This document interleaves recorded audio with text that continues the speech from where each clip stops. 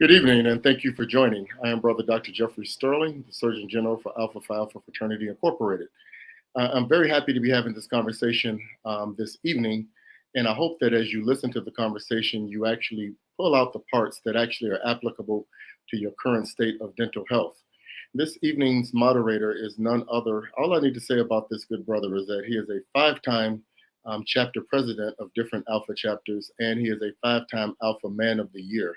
I should tell you everything you need to know about our Deputy Surgeon General for Dental Health, Brother Langston Smith.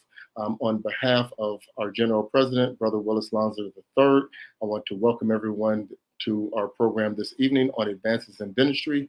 Brother Smith, please have a great program. Enjoy. Thank you, brother. Thank you, Brother Sterling. Good evening. I am Brother Langston Smith, Deputy Surgeon General for Dental Health. On behalf of our General President, Brother Lonzer, the board, and the Surgeon General, I welcome you to tonight's webinar. Our topic for tonight, Dentistry Then and Now, a discussion of the advances in dental care over the past 30, 40 years. It was just a few decades ago, that we heard, "I don't like going to the dentist."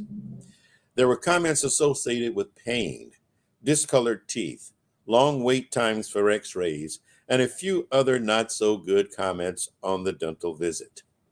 Now, 60 years ago, dentistry was mostly treatment oriented, and the idea of extract or pull and replace with dentures prevailed.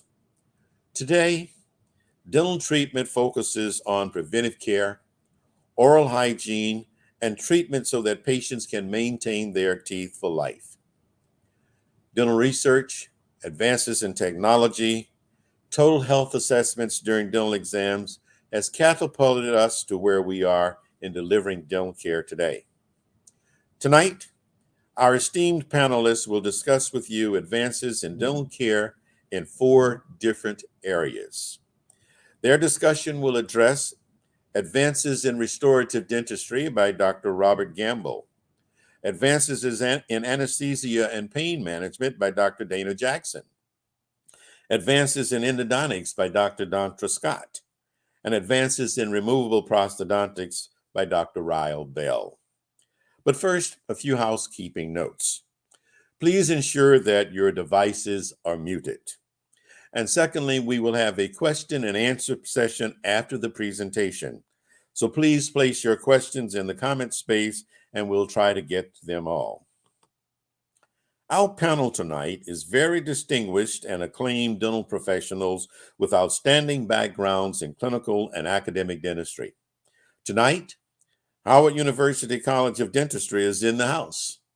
All of our panelists are connected to HUCD. There are 3 alumni of Howard and 2 currently on the faculty at Howard. Although not an alumnus of Howard, I was on the faculty there for 12 years. I will now introduce the faculty, the panelists alphabetically. Brother Dr. Ryle Bell. Brother Bell is Professor Emeritus in the College of Dentistry at Howard University. Brother Bell is a graduate of the Howard University and received his specialty training in prosthodontics from The Ohio State University. Brother Bell was a member of the removable prosthodontic faculty at Howard and served also as Associate Dean for Academic Affairs and for Clinical Affairs. His tenure at Howard lasted over 40 years. Then we have Dr. Robert Gamble. Dr. Gamble is the Advanced Education and General Dentistry Program Director and Director of the Restorative Dentistry Division at Howard University. He too is a graduate of Howard and served 30 years in the U.S. Air Force, retiring at the rank of colonel. He has diplomate status in 2 general dentistry boards and is a fellow select of the American College of Dentists. Dr. Dana Jackson. Dr. Jackson is Chair and Program Director, Oral and Maxillofacial Surgery at Howard University Hospital and College of Dentistry.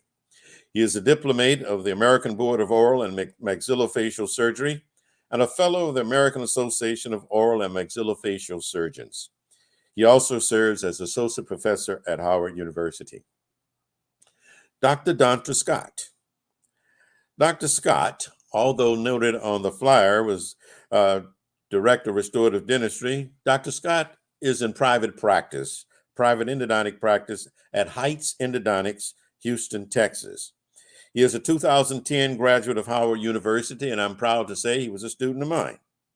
He completed a graduate practice residency at Bronx Lebanon Hospital in New York City, and endodontics residency at New York University. Dr. Scott is a diplomate of the American Board of Endodontics. Welcome, panelists. We will now begin our discussion this evening on the topic, Dentistry Then and Now, a discussion of advances in dental care. And we will close with each panelist giving a 1-minute closing summary. To start us off, Dr. Robert Gamble, Advances in Restorative Dentistry. Dr. Gamble. Thank you very much, Brother Smith. Good evening and a hearty welcome to everyone, all of my frat brothers out there and anyone else who's tuned in. It is my distinct pleasure to be here this evening. So as a general dentist, I'm going to start off with a general perspective. And as we proceed through, as you can see, we're going to hone in on more specialty specific areas as well. So I'm going to start off with hitting you with some trends in dentistry, which Brother Smith already touched on some of them. I have no conflict of interest to declare for this presentation. This is the main slide that's going to lead to everything else.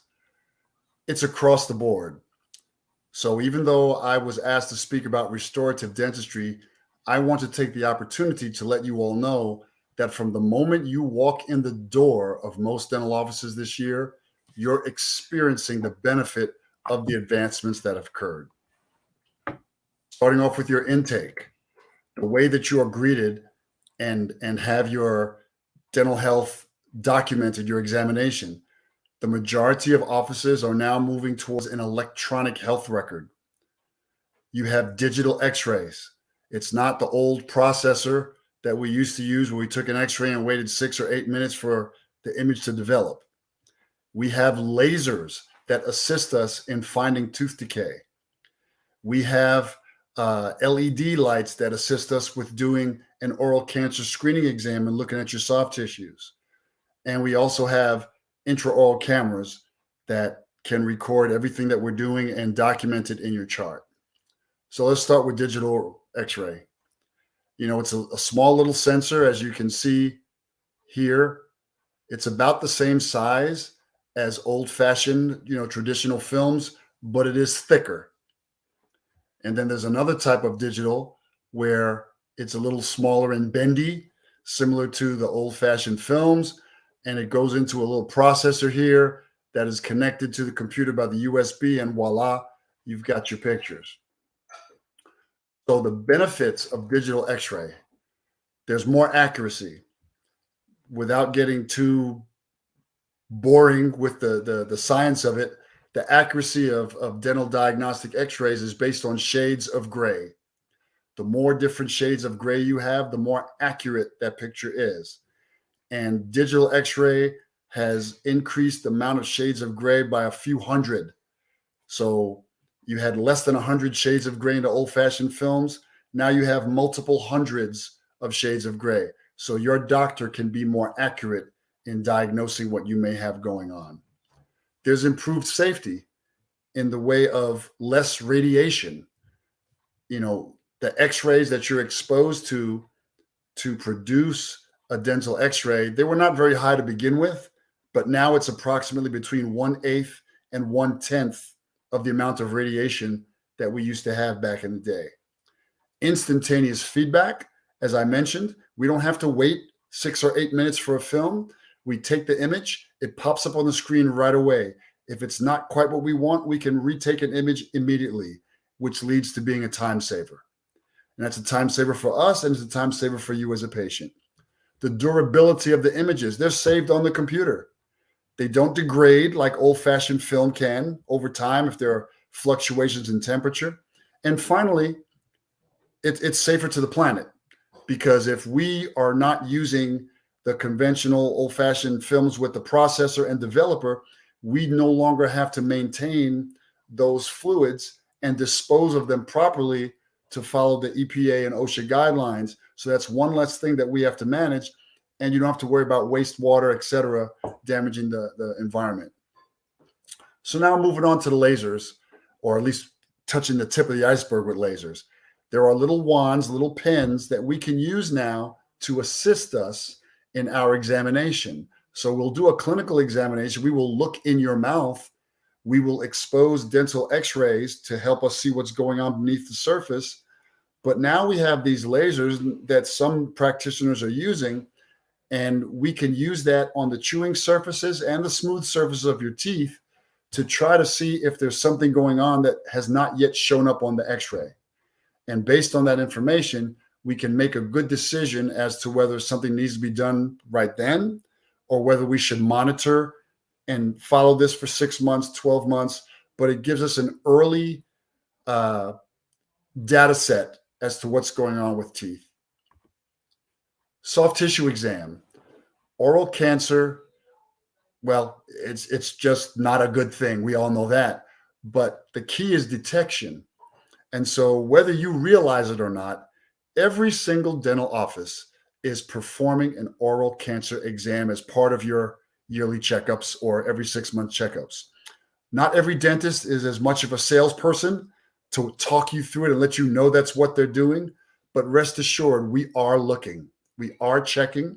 We want to make sure the tissues look healthy and robust, and that we don't see lumps and bumps and bruises or any kind of enlargement that would make us suspicious. This type of LED, it's actually blue light. It looks green because this image on the screen is what we would see through the viewing lens of this tool. But because of the way your tissues interact with a strong beam of blue light, if there are changes in blood flow, if there's some breakdown in the tissue, it will show differently. It'll either fluoresce or it won't fluoresce, but it will show up as different. And so that can, now, this is not a definitive diagnosis. In my office, this would raise suspicion, and I would probably refer you to my frat brother and pal who's going to be next up, Dr. Dana Jackson, as an oral surgeon, because he's more experienced with dealing with these type of entities and potential lesions and making that decision on what should be done or shouldn't be done in the short term. Intraoral cameras. It helps with diagnosis. It helps with documenting your diagnosis, and it just helps to have a good record. So I've got a variety of pictures up here, but on the next slide, you can see these two arrows. There's a crack in this tooth right here, a pretty big one. There's another crack in the tooth here. This tooth down here has a crack in it. All those teeth are going to need crowns, or possibly a root canal and then a crown. This tooth on the bottom also has a crack that goes from front to back, right across the middle of that tooth. Actually, even though this one looks less involved, this might be the worst crack of the bunch. And then over here on the top, this is just a way to show before and after. And the patients can see this is what you came in with. This is the result we were able to achieve. All right, so advancement in treatment and patient comfort. We have machines that can help us give a nice, slow, comfortable injection so it doesn't hurt so much. Now, if your dentist is just real good at it and every time you get the shot, you feel comfortable, great. They don't need to spend a couple $1,000s on this tool, but it exists. We have alternatives to the traditional dental dam, and also a picture of that shortly. Actually, nothing has really got up to the level of efficacy of the traditional dental dam, but we have alternatives that are very close and probably more comfortable. But there are certain treatments that we will not use that for, and Brother Scott may talk about those, because for root canals, the standard of care is put on a dental dam. Laser soft tissue management and laser tooth preparation. I said that was a tip of the iceberg with lasers. We can do a lot of things with lasers now. So here are some pictures. This is called STA, is single tooth anesthesia. But when it first came on the market, it was called the WAND, W-A-N-D, because it's like a little pen. And the dentist can put the little gel to make your gum a little bit numb. And when they penetrate, it will inject for the dentist in a very slow metered way based on feedback on how much pressure is in the needle. And it's a very, very comfortable injection. These two pictures are for your dental dam alternative. It's connected to suction, but it also has a cushion for you to rest your teeth on, and it has a shield in the back to protect the back of your mouth so things don't gouge down your throat. So it is a bit more comfortable to use than a dental dam, and it's quite effective. Lasers, they're all over the place. It is the present and future of dentistry. The use of it is not as widespread as it's going to be in the next 5 to 10 years. There are a lot of dentists using it now, but it's going to pretty much become, I believe, commonplace. So these show, this is a dental hygienist using the laser energy to help disinfect under the gums after a cleaning, because it will kill bacteria. This right here is a dentist using the laser's energy to cut off some excess gum tissue. And the good thing about a laser, the fancy word is cautery. It cuts and stops the bleeding at the same time. So it is a very clean procedure if properly used. And then this last one is actually used to drill a tooth. I don't know if this link will work. It didn't work. I had a nice little 2-minute video, but that's okay. It actually showed someone drilling a tooth for a cavity with a laser. It's really interesting. So aesthetics. Everybody's interested in having a smile they're happy with. We have very non-invasive things to do now. We have new materials, and everything has the capability of being digitized. So the most popular thing out there is tooth whitening or tooth bleaching. And these are some of the ways, you have a bleaching system that is activated by the light's energy. And this is a before and after, an example of what the result could be. And back up to the bleach, depending on what you want to do is how much it'll cost. You can go to CVS or Walgreens and buy an over-the-counter kit for less than $100. You could go to your dentist and have the dentist prescribe a bleaching system at home for you and guide you through it, and that may cost you a few $100s. Or you can do like that gentleman on the previous slide who sits and gets a one-stop shopping. That can cost you anywhere from $500 to $600 to $1,000 or more dollars, depending on what zip code you're in, literally. If you're in Beverly Hills, it's going to cost you over $1,000. Digital workflow. The things that we used to do, we still do, but a lot of it can be done with a computer. So here are some of the advantages. We use a video camera to make an image of the tooth that's been drilled down instead of putting the old-fashioned goop in there and waiting for 6 minutes for it to set. So that increases patient comfort. Just like the digital x-ray, we can get instant feedback when we take this digital image. And if we need to shave down some more on the tooth, it'll tell us that's not thick enough there. And we can make that change right away, put a new image, and we send it to the lab through the cloud, and they send it back to us. Or we can wirely transmit it in the house and make crowns in one day. So there are a lot of possibilities with that, okay? So the human factor is still there. You still have humans who tell the computer what to do, but then the computer can execute a lot of these steps. And the end result for you as a patient is that the turnaround time is quicker.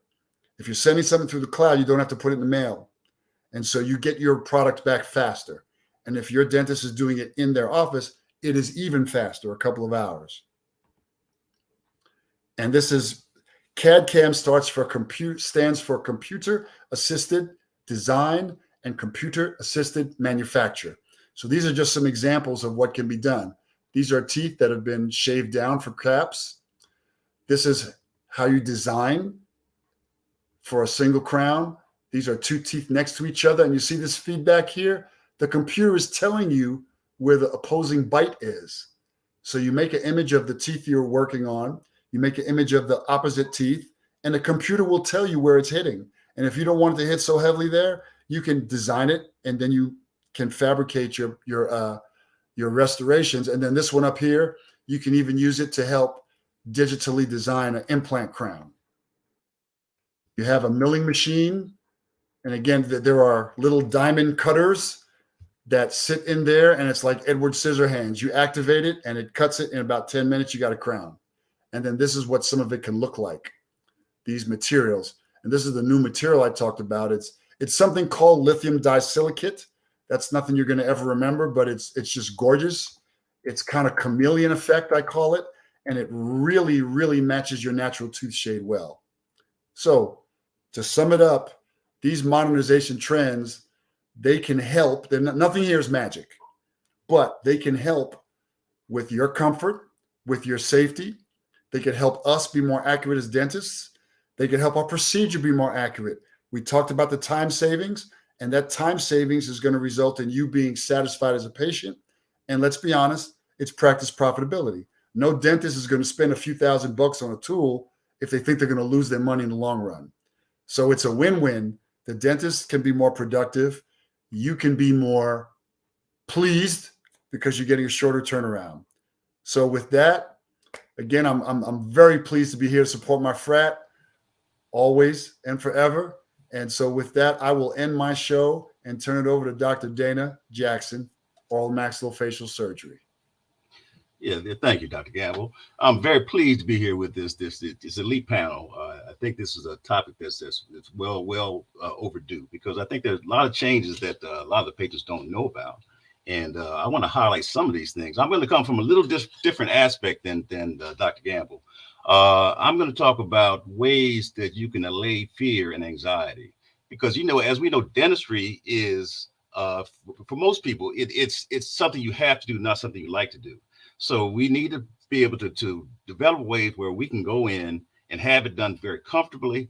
And for those that are a little apprehensive, we can also we can provide additional options for them that can help them to get through the procedure very comfortably.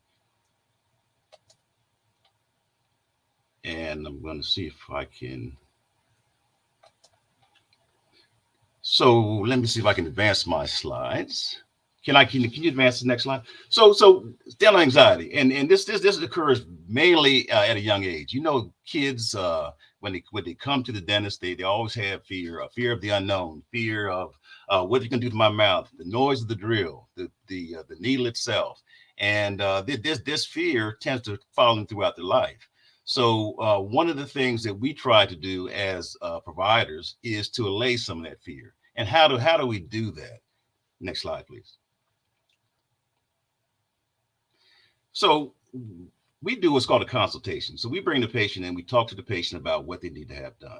We do a clinical examination. We evaluate what the chief complaint is. We review the medical history, and then we determine what the procedure is going to be done. At that time, we can determine what is most comfortable for the patient. If you're taking out foreign impacted wisdom teeth, of course, you might want to go to sleep to have it done.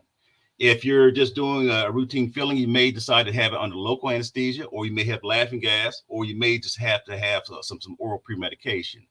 So it depends upon what the procedure is scheduled to be, and the patient themselves, and the comfort the patient has with the procedure, and also the comfort the patient has with the doctor. Once you have confidence in your provider, then you tend to be more accepting of the procedures that they recommend. And the more experienced the provider is, and then the more time the provider sits at the chair side, just kind of making you more relaxed in terms of explaining everything to you, the better patients tend to do. And I think it's better for both parties. Next slide, please. So when a patient has some anxiety, one of the things we can do is give them oral pre-medication. These are pills such as Valium or even oral Versed. They take about an hour prior to the procedure.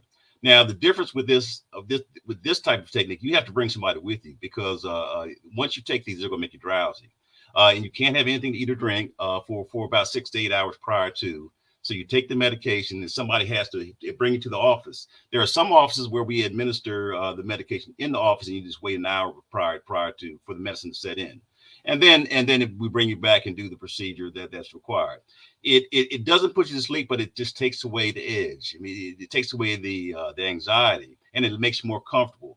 So oral pre-medication is something that's become more and more common. I'm quite sure we hear things on the radio about sedation dentistry and all the things that are being done, and they'll put you under, and you do your whole mouth at one time. One caution to this: anybody or any providers providing sedation must be trained in CPR, cardiopulmonary resuscitation, advanced cardiac life support, and they must pass regular drills so their office is certified and the provider is also certified. So because if there's any emergency that occurs, you have to have somebody there that knows what to do and knows when to call for help. So these things are becoming more and more popular. So so oral pre-medication is one thing we can do to try to decrease the anxiety so you can get the procedure done. Next slide, please. Nitrous oxide, also known as laughing gas. And I'm quite sure that you all are maybe familiar with it, because it is a gas that sits on your nose, and it doesn't put you to sleep, but as you breathe it in and out, it decreases your anxiety. It may make you lightheaded. You may be euphoric. You may start to feel more relaxed. You may start to giggle. If somebody tells you a joke, you may start laughing because your anxiety is taken down that nicely. It works very well for some minor procedures, and it works excellent in children. So laughing gas is something that's used as a staple when we're working with children, and also with certain adults. It, once again, it doesn't put you to sleep all the way, but it does take away the edge, and you may feel like a little tingliness in your hands and in your feet, but as it kicks in, the smile comes to your face, and that's why it's really helpful in taking away the edge if you're only so anxious. The more anxious you are, the other alternatives we're going to cover will come into play. Next slide, please. IV sedation. This is where we have an anesthesia room. We have it set up with different monitors for your blood pressure, for your pulse, EKG leads to monitor your heart.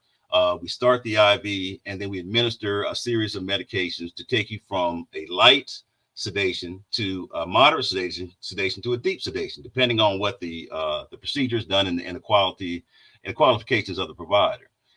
This is a procedure that you have to be trained to do and perform the procedure, and make sure that you ask the question, what is your training and how many cases have you done? Oral and maxillofacial surgeons, what we do, we do 300 to 400 cases a year just in our training program. And in the private office, you do even more than that. So, and we have to get regular training. We have to regular certification. So to make sure that not only do you go to sleep, but you wake up and you go home. So it does allow patients to be put to sleep. So if you say I want to be put to sleep, you're going to get IV started and you can go on to sleep. And as long as you don't eat or drink anything, and your medical history will allow you to go to sleep, then you're a candidate for this type of procedure. But you have to be healthy, and you have to have a clearance if you have certain medical problems by your physician prior to the procedure being done. And also the oral surgeon or the doctor who's putting you under has to do an assessment of you to make sure that you're healthy and that you understand the procedure, the doctor understands the procedure, and we all work together for a common good and a common outcome. Next slide, please. Pain medications. Now, of course, we're all familiar with the narcotics, opioids, and these are the drugs that have been used for many years to control pain. But what has happened is the nation has come under fire because there have been too many people becoming addicted to these medications, and so all of the medical specialties were requested to find alternatives to the narcotic medications, and we started coming with some other things that we found to work as well. Now, when I say narcotics, I mean the Percocets and the Vicodins, Tylenol 3s. And those type of medications that not only do they take away the pain, but they also make you drowsy. And on the other side effects, they are also addictive. So you can have problems with once you start taking them that you have to be weaned off of them sometimes. And so what the DEA, Drug Enforcement Administration, and some of the new legislation has charged dentistry, because we prescribe more pain medications than most. To begin to change the way we see things and the way we do things. And we started including non-steroidal anti-inflammatory agents such as ibuprofen and Aleve and aspirin. These non-inflammatory means it reduces swelling. When you reduce swelling, you reduce pain. And we have found that in utilizing the Motrins or the Advils or the Aleves, they are very effective in treating dental pain. They reduce swelling and they don't make you drowsy. They do have side effects now, because non-steroids will, if you take them over a extended period of time, can cause increased bleeding because of their action on platelets. And they also can cause GI upset if you don't make sure you don't eat before that you take them. And long term with kidney problems. But for short term, remember dental procedures. Normally the pain is the first 1 or 2 days, and by day 3, 4, 5, then it's much better. And you need for pain medication is much less. So we can decrease inflammation, then we can reduce the need for stronger pain medications. The other pain pill that we're familiar with is acetaminophen, also known as Tylenol. Tylenol has been around for years. It's great for headaches. It's not anti-inflammatory, but it is a good painkiller. Studies have found that Tylenol in combination with the non-steroidal anti-inflammatory agents, such as Motrin or ibuprofen, given at the same time, work just as well as the Percocets and some of the other the Vicodins that have been out there. And so many offices have migrated from giving the strong big drugs to the combination of Motrin or ibuprofen and Tylenol or acetaminophen. That has worked very well in controlling pain. And not only they control pain, they're much less expensive. And there's no abuse potential for them. So you don't have to worry about, people stealing them and selling them on the street, et cetera, et cetera. So those are some things that can be used. Now, there are other long-acting agents that can be used, Toradol, these injections, Ketorolac, and some of the things that we use in surgery that are also very good for long-term maintenance of pain that can be utilized. But the biggest thing with pain following any dental procedure is the doctor knowing what he's doing, anticipating the amount of pain that you're having, sometimes giving you pre-medication where you take the pain medicine prior to the procedure, and that will decrease the amount of pain you have following the procedure, and giving you enough pain medication to manage the type of pain that you have. And if they communicate with the doctor and the doctor is really in tune to what he's doing, then that can be a very successful partnership. Next slide, please. And just to hit on a little bit of what Dr. Gamble was talking about, we also have long-acting local anesthetic agents. The typical lidocaine or the xylocaine or the Procaine that you all hear about lasts about an hour and a half. If you're getting a major procedure such as wisdom teeth or something like this, that's not long enough because you have to have time to get home and get yourself ready to put your ice on it and bite on the gauze and get your food ready and everything like that. So we use in oral and maxillofacial surgery, and some of the other guys may use also, we use Marcaine. After the procedure is done, we give Marcaine, which is a long-acting local anesthetic agent that can last 6 to 8 hours. And by that time, you can get home, you get your medicine on board, you get your ice on it, you get to relax, and before that numbness wears off, the medicines are kicking in, and you tend to do a lot better. So these are some of the things that we utilize as providers to make things a little more comfortable for our troops. And in doing that, there are other things. Dr. Campbell mentioned a few things, such as the Vibrajet with the injection techniques, the topical. There's also freeze sprays you can spray on the gums to decrease the pinch of the injection. But IV sedation, nitrous oxide, and pre-medication are very effective. And also we use IM injections on patients. Sometimes we give them a shot in the arm and let it take effect in the office. So these are things that are available now that are much more commonplace now than they were in the past. So that kind of gives you an overview of what I'm talking about. I'm gonna kick it over to Dr. Scott now and let him take over and talk about the endodontic advances. All right, thank you. Thank you, Dr. Jackson. I want to thank the distinguished brothers of Alpha Phi Alpha for inviting me to this panel.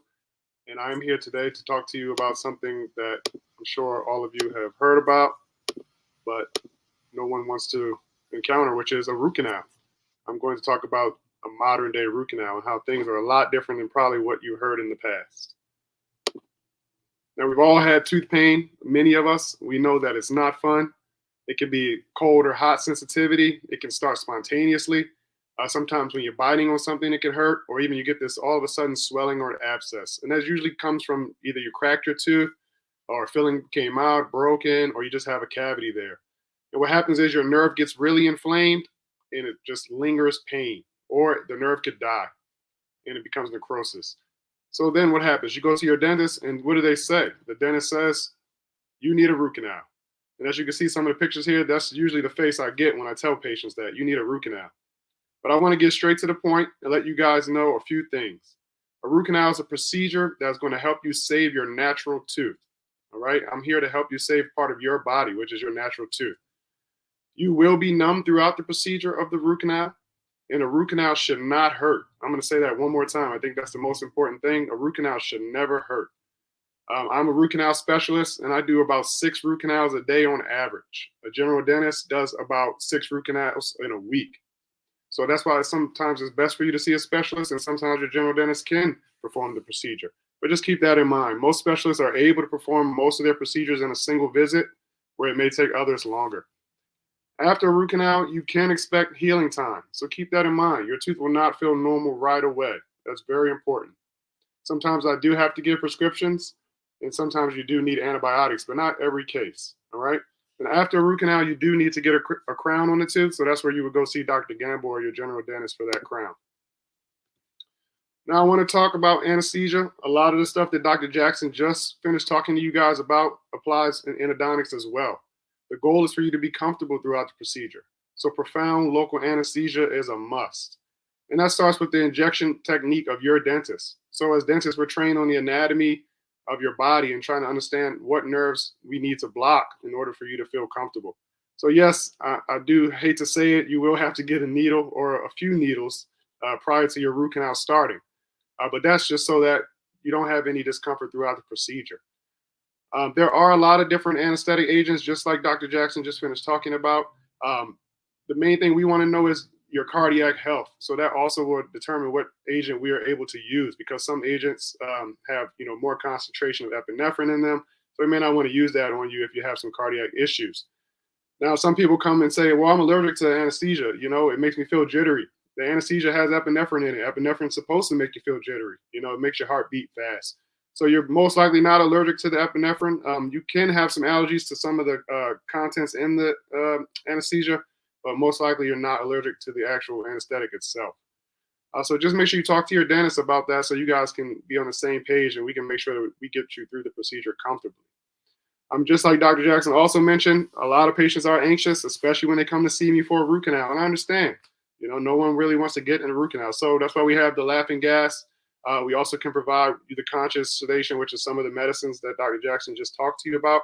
Or we can also do the IV sedation in some extreme anxiety cases.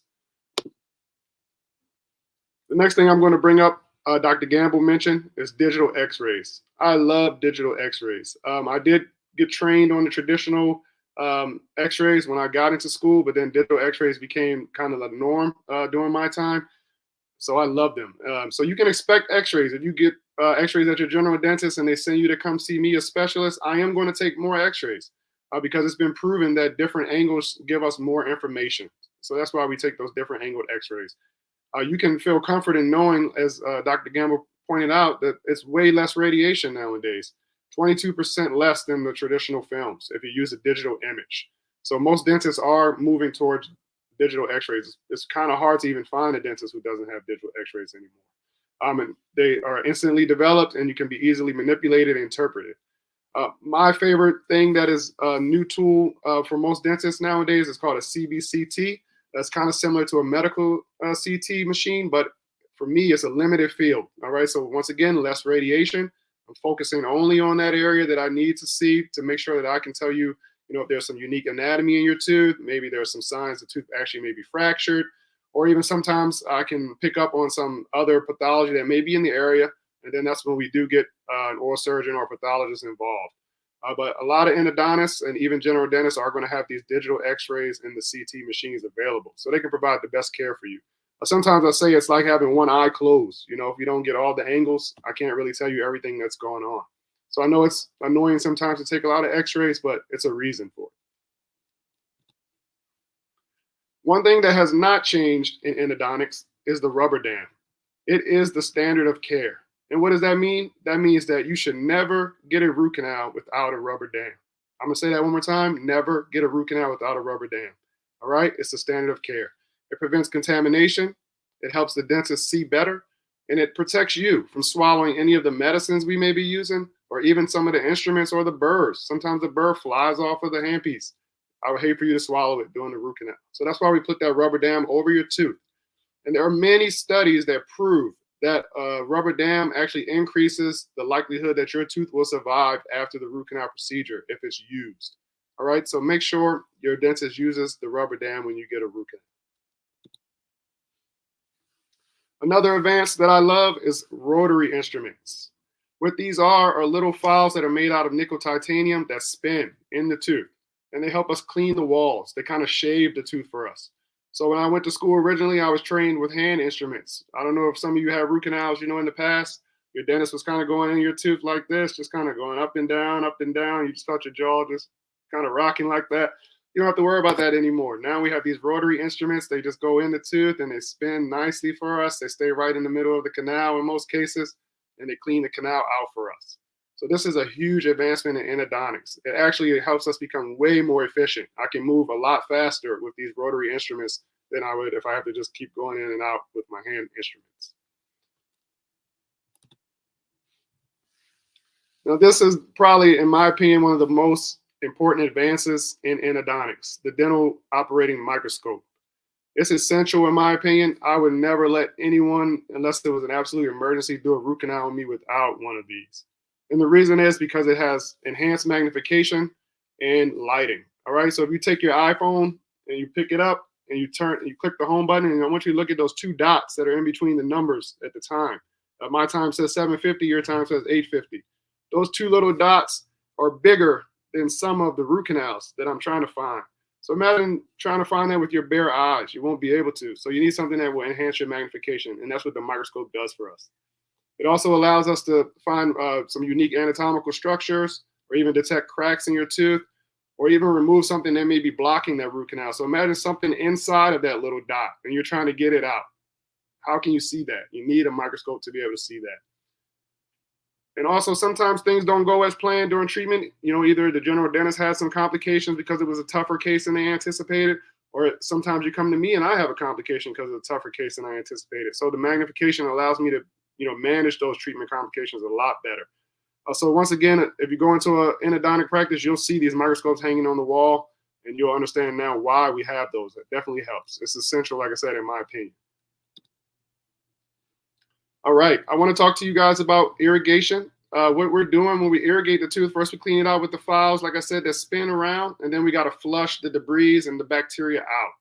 So your root canal is contaminated with bacteria. These irrigants that we use will eradicate those bacteria. All right, it's going to also dissolve those tissues that may be alive, still left in the canals themselves. And the number one irrigant that we're using is sodium hypochlorite. I put 5.25% as the concentration that I recommend, but there are different dentists who use different concentrations.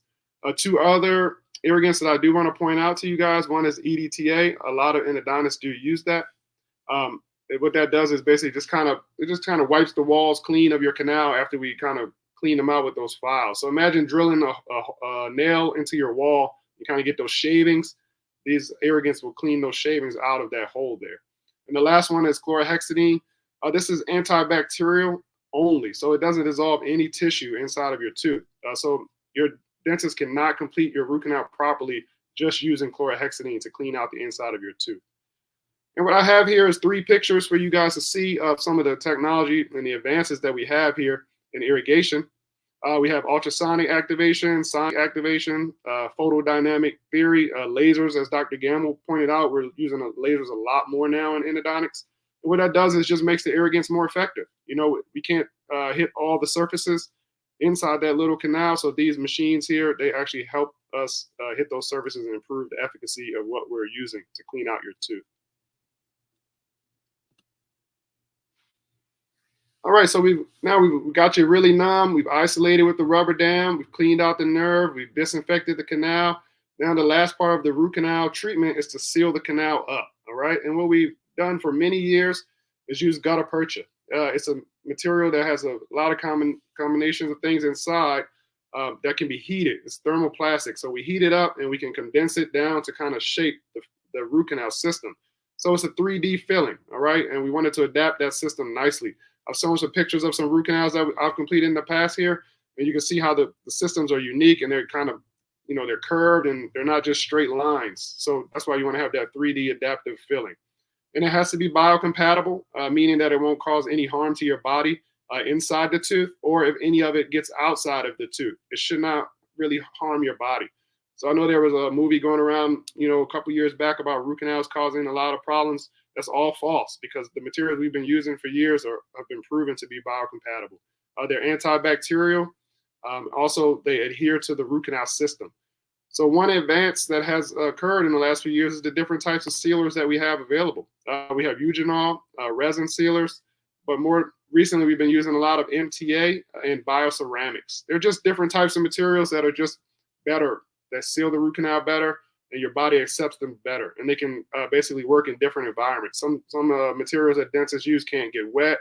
These new sealers that we have, they like to be wet. So it helps us, because sometimes we just can't get that dry environment that we need working in the oral cavity.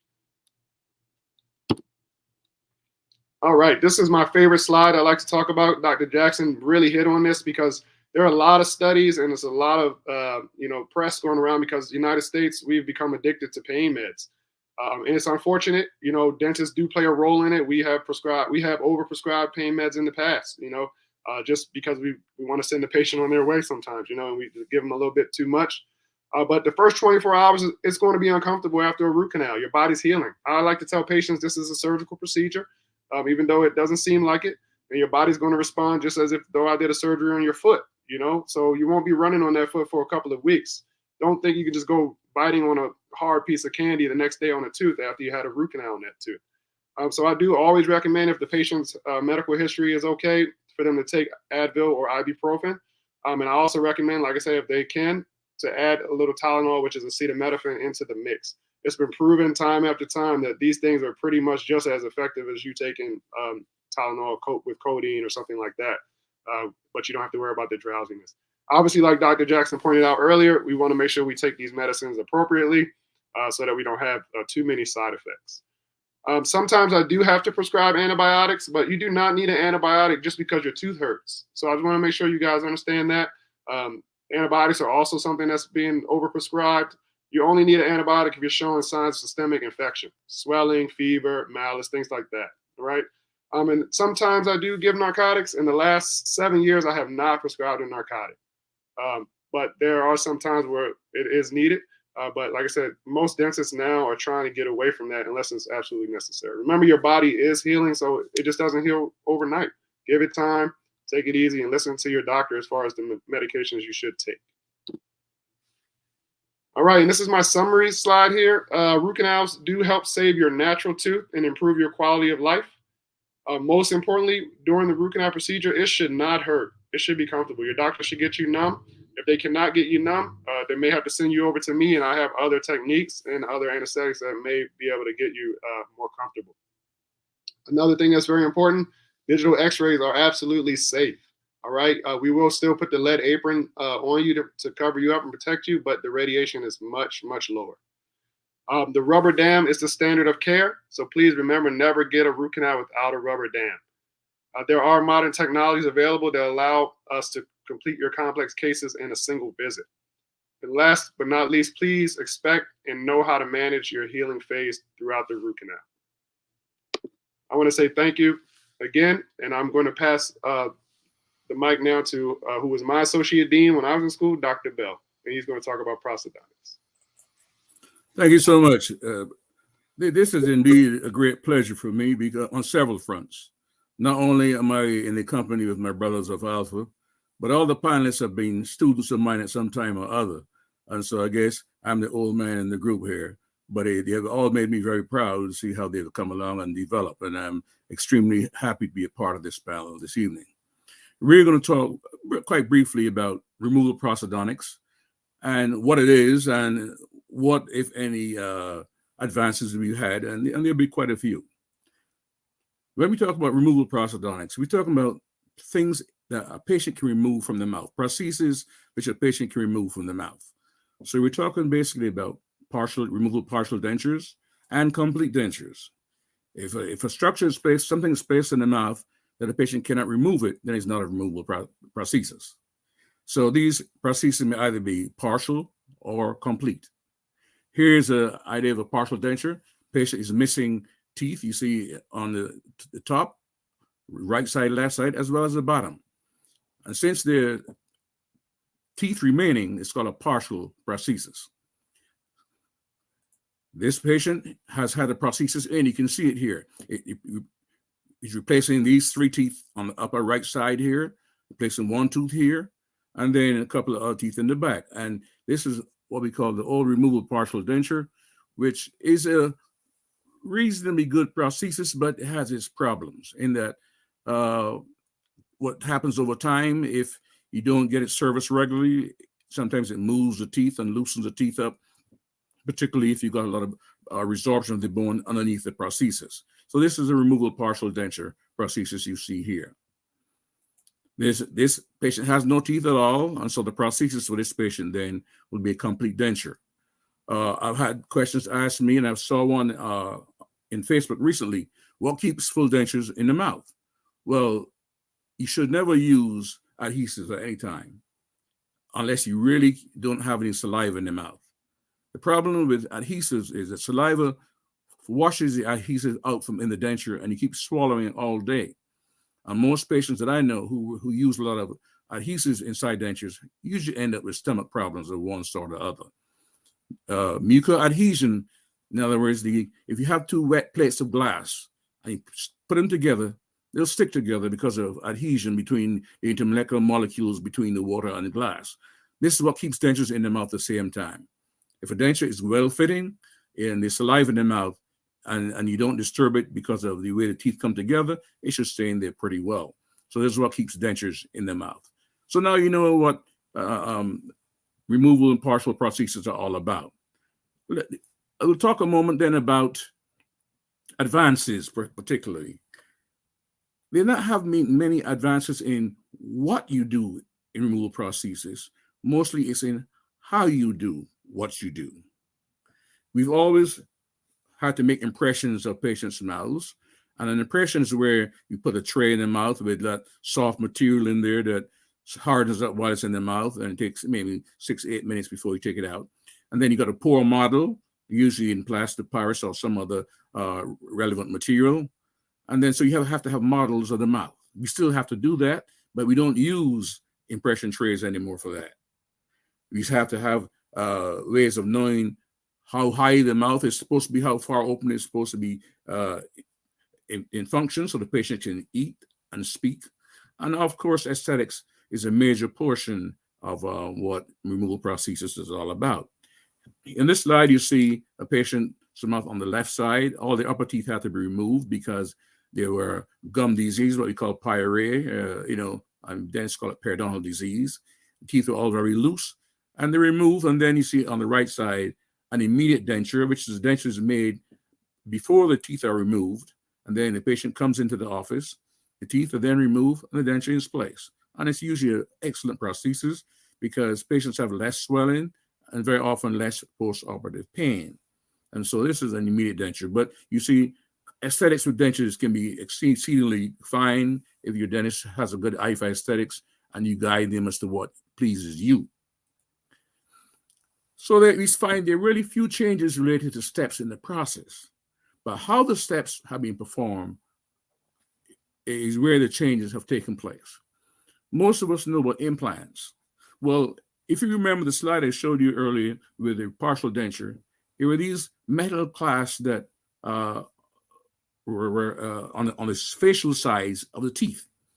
And these clasps were there to help retain the partial in the mouth, keep it in the mouth during function and aesthetics as well. Aesthetically, they aren't very pleasant because you see in the front of the mouth, particularly these metal clips that are on the teeth. Well, since we've had implants, what happens now very often is that many dentures are made with implants underneath the denture. And inside the denture, there's a retentive device that will snap on to the implant, and therefore it removes the need for that clasp that you see. And so it improves aesthetics quite a lot. And so implants is one of the first things that I would comment that have made a difference in removal, partial and complete denture prosthesis.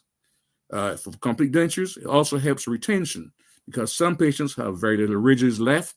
Because once you remove the teeth from the patient's mouth, the ridge tends to shrink away. And therefore, if you don't have much ridge, the dentures will not stain very well. But if you can place implants and then have a structure inside the denture that attaches to the implant, then you've got a denture that stays in very, very, very well. And so the first modification in the old way of doing it is the advent of implants. Digitalization now is really the wave of the future with prosthodontics and dentistry in particular. Here's your conventional class denture. You can get rid of all of these here with implants if you have them placed underneath. And so aesthetically, it makes a much better presentable view for the patient. All of these teeth here are missing teeth, which are being replaced. You really can't tell because they're done so well. And also the ones on the bottom are also false teeth as part of the denture.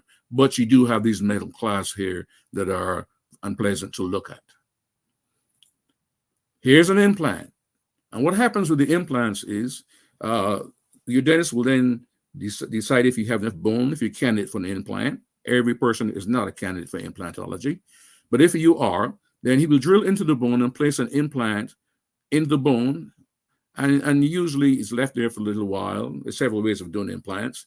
But the idea is that the bone will grow into the implant in holes in the implant, and so fix it firm in the bone. And so it will not move. And then through a hole in the tissue, you bring either a ball or some type of attachment that comes out through the tissue into the mouth to which the denture can attach.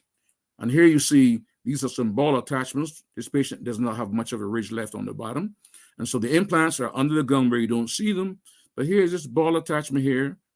And the denture has a recess with a plastic cup that fits over the ball and snaps onto the ball. So the patient just puts the denture in their mouth, presses down and clips, and then it holds onto the ball. The denture stays in the mouth very, very well.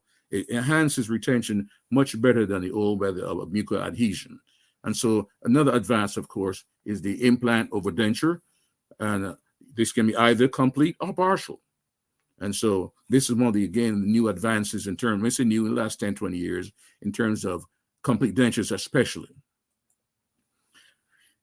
The frontier of dentistry and removal prosthodontics is the digitization of dentures.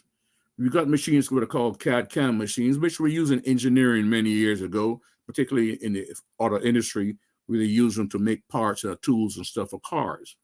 What these machines can do, they can reproduce the mouth using scanners. And so we have what's called a CAD/CAM, which is computer-aided design or computer-aided manufacturing. And that's what CAD/CAM is all about. And what it does is it allows the dentist now, without having to make impressions like we used to get a model of the mouth. So you still have to have a model in the mouth, so that hasn't changed. But how we do it is what is different. What we do very often now is that we have intraoral scanners that the dentist can run across the tissues, and then the information derived from the scanner is sent to a computer. That computer then constructs a model of your mouth based on information from the scanner. In the past, what we had to do was we had to make an impression. You then had to go pour that impression up in stone or plaster, whatever the material we use, and that's how you got your model. This way is done much less obtrusively, is a lot faster as well, and a lot more comfortably. So digitization of dentures is the wave of the future. And I suspect that while the process has not changed much, how you do the steps is what is really change has taken place. So the CAD/CAM eliminates the need for dental impressions. You don't have to do those anymore, but in terms of using something in the mouth, but you still need models. And what these CAD/CAM will do is allow your computers, your scanners to send information to the computer, and they will make models, 3D models of your mouth. They map out the oral environment. They also have hard and soft tissue records as well. So if there are teeth in there, your scanners can give you the form of the teeth, help you know how the teeth come together. So it helps you when you make a new prosthesis, that when the teeth come together or occlude, they come together in a manner that is comfortable for the patient. One of the problems, however, with intraoral scanning is that you scan the soft tissues in the mouth as they are at rest. In other words, they're not put under stress. And in prosthodontics, particularly removable prosthodontics, we have three types of impressions that we usually use. One is called a mucostatic. What a mucostatic impression is made with the tissues at rest. And so the tissues are not disturbed. They're at rest. The problem with the mucostatic impression is when you make a denture, it'll fit the mouth well when the teeth are not in contact or the patient's not eating. But when the patient tries to eat and puts the pressure onto the soft tissues distort because they're soft. And therefore, the dentures don't feel as comfortable very often if you use a mucostatic impression. The other type of impression is called a functional impression. And those impressions are made with appliances called occlusion rims, which are placed in the mouth. And the patient bites down and functions as trying to duplicate function. And the impression is made with the tissues under stress, under function. You can see what the problem is going to be then. When the patient is not in function, the dentures don't fit as well because the mouth is in a mucostatic condition. But when you bite down, it becomes functional. So dentures fit better usually with under function if you use a functional impression. What dentists have tried to do is bridge the gap. And they've made impressions which are called selective pressure technique impressions, where we choose to put pressure on certain areas in the mouth and not on others. And so it's a hybrid sort of in between a functional impression and mucostatic impression. And usually the patient finds the dentures fit better and feel much better over a period of time. And so this is what impressions do. Oral scanning gives you the tissues generally at rest.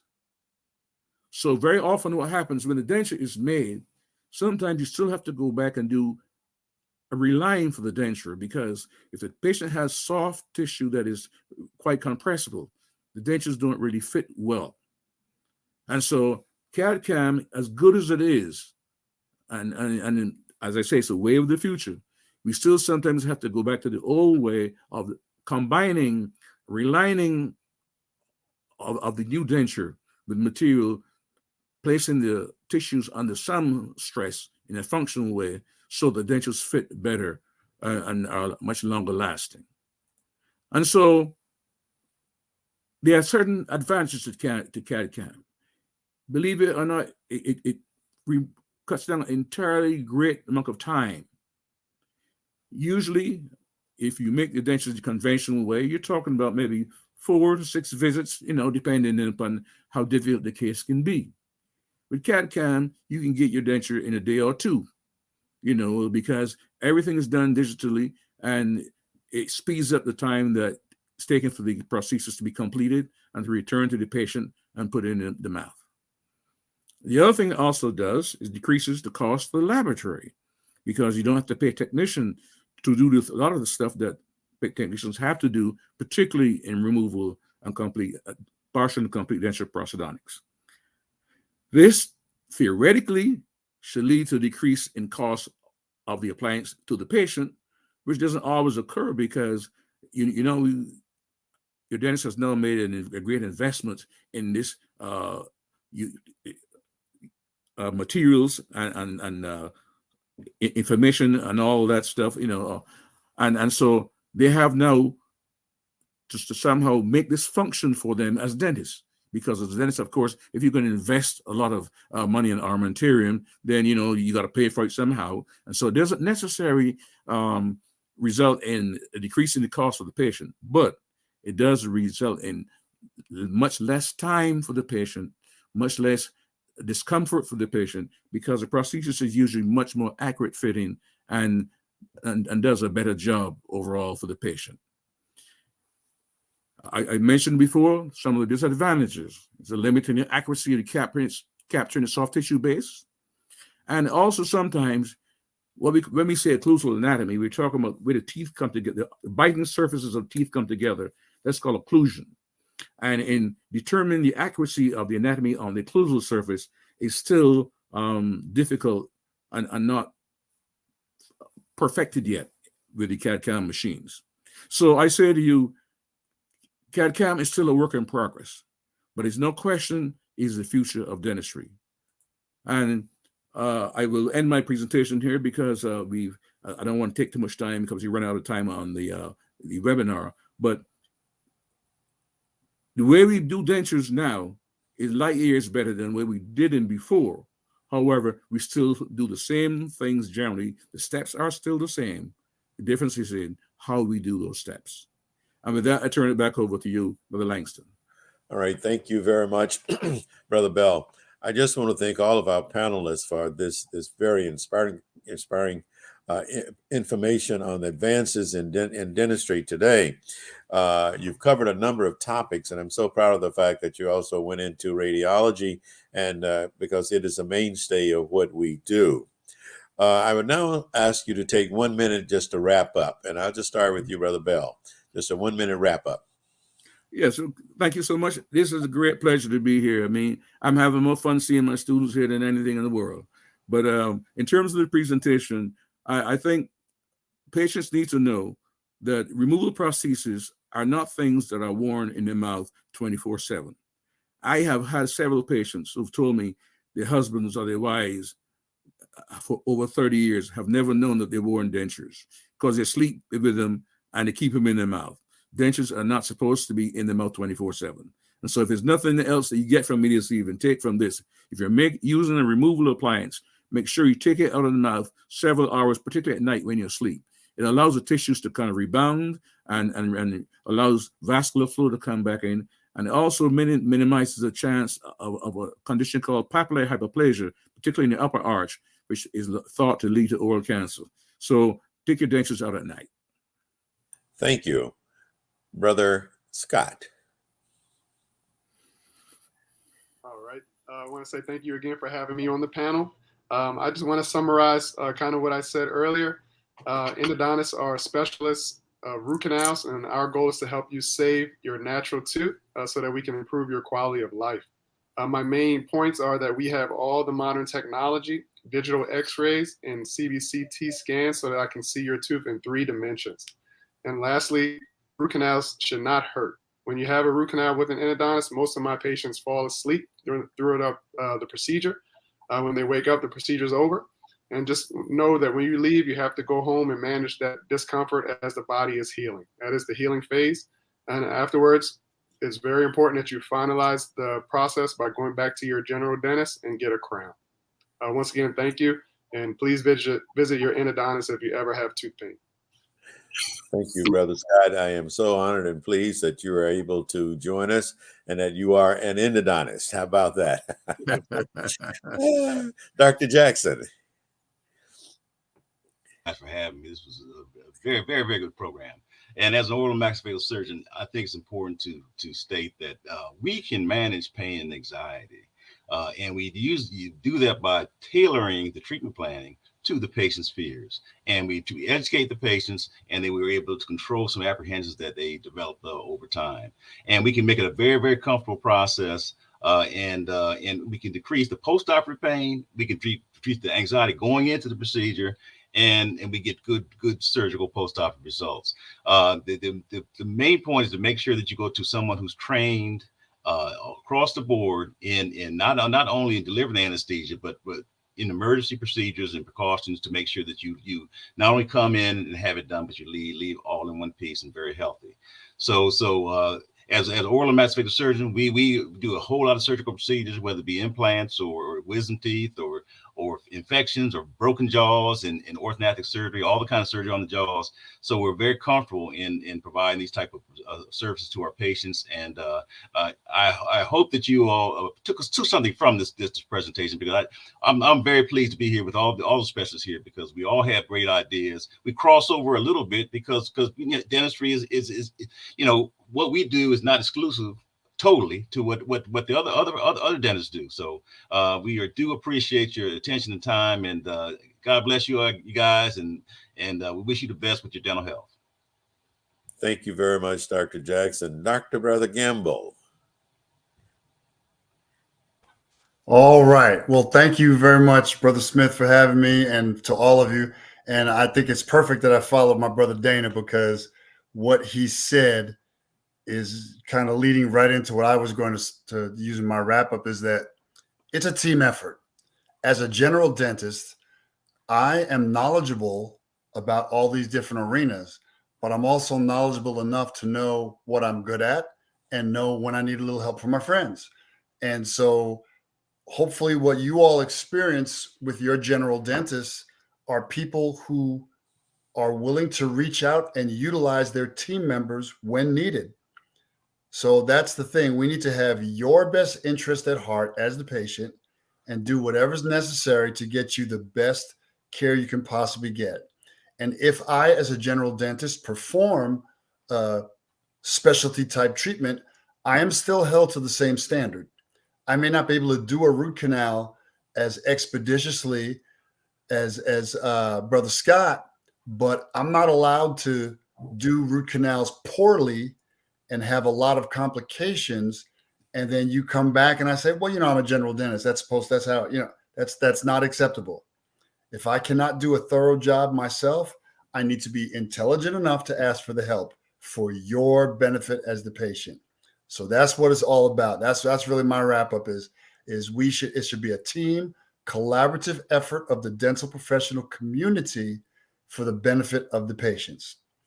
And Brother Bell, I hope that I and the rest of us are a little bit more fun to be around now than when we were students. So I'm glad that you feel we haven't let you down. Oh no, you certainly haven't. I don't have any hair left, but I'm doing fine.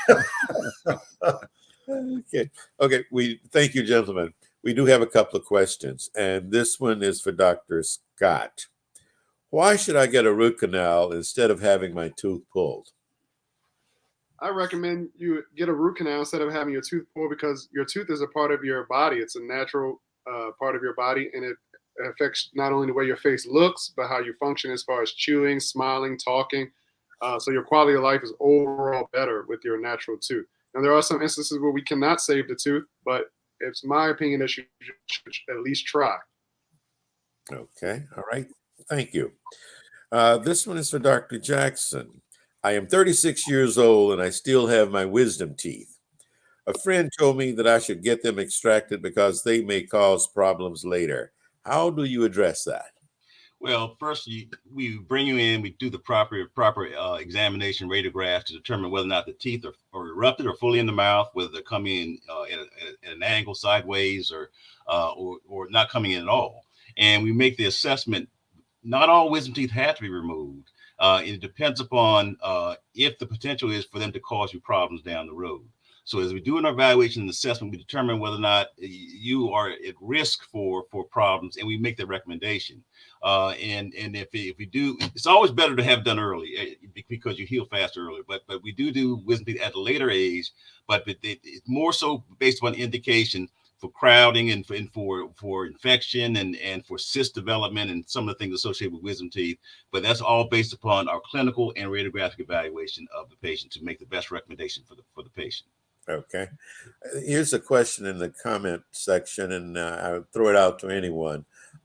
What is dry mouth? Anyone can take that one. Well, Dana. Dry mouth is when you're not producing enough saliva, and it can be due to a number of different reasons. You could have a problem with your salivary glands. You could have a disease called Sjogren's syndrome, where you have decreased production of saliva. And what it is, saliva is very important because it helps you digest your foods, and it also has some immune cells within it to help you from getting infection, and it keeps your mouth healthy. So there are substances that can be done. You can use artificial saliva to replace it. You can use other things that will stimulate your mouth to produce more saliva. But if your mouth is dry, that's not a healthy environment. If you're wearing dentures or you have your natural teeth, you need that lubrication to keep things functional and healthy. Yeah, I might add that there are also, thank you, Dr. Jackson, that there are also some medications that will contribute to dry mouth, and especially patients who have been in maybe keep radiation therapy Yes. Yes. will contribute to dry mouth. Yes. Okay. Okay. Another question. I've heard that placing aspirin on your tooth for toothache works. Would you recommend placing aspirin on your tooth, or what about Oragel? Does that alleviate the pain? I'll throw that out anyway. Well, let me No. say, aspirin is acidic in nature, and it won't stay necessarily on the hard structure tooth. It'll get on the soft tissue and it will burn your mucosa. So we don't recommend that. Now, Oragel does have numbing properties that if it gets in contact with the nerve, it can give you relief, but sometimes it can't get to where it needs to go. So of the two, Oragel would be better. Aspirin is a no-no. Okay. All right. Dr. Gamble. Yes, sir. My dentist wants to replace all of my old gray type fillings with a white filling. I am having no problems with my gray fillings. Do you recommend this? No, I do not. Okay. That's the short answer. The long answer is that is a choice that you as a patient must make. If there is nothing, regardless of what the old restoration or filling is made of, if there's no actually defect in it, it does not need to be replaced. But if you choose to replace it because you as the patient want a tooth colored filling, you may do that, but realize even though the gray, or if it's polished well, silver filling is not what we consider pretty, it is tried and true, the longest lasting, most durable thing we have for fillings. A gold crown will last longer, or maybe sometimes not. The silver fillings sometimes in a tooth for 30, 40 years. But it's not wrong to replace them, but please don't replace them because someone says, well, those are dark colored, you need to replace them. That's a little bit of an oversell.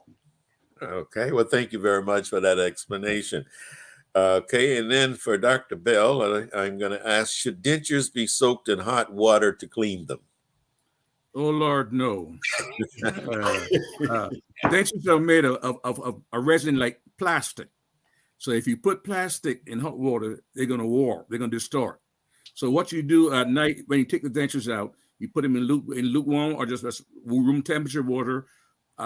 Easy cleaner is baking soda. Baking soda and water cleans it as well as all the commercial cleansers that you pay a lot more for. So you baking soda and water, but do not put them in hot water, please. Okay, thank you. Ladies and gentlemen, this concludes our presentation for this webinar this evening. I would like to thank our panelists for just an outstanding presentation on the topic of the advances in dentistry now. And as you know, we could perhaps go on and on and on and talk about many, many more.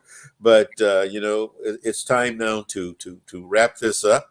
So I want to thank our panelists. And I want to thank you, the listeners, who have listened to this presentation tonight. And we hope that you have gleaned something of value from this presentation. So it has been my joy and my honor to have moderated this discussion. And I'll turn it back over now to Brother Jeffrey Sterling. Brother Sterling.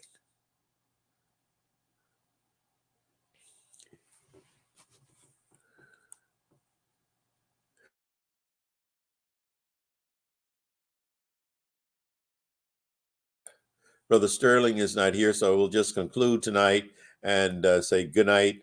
Thank you, and everyone be safe. Good night.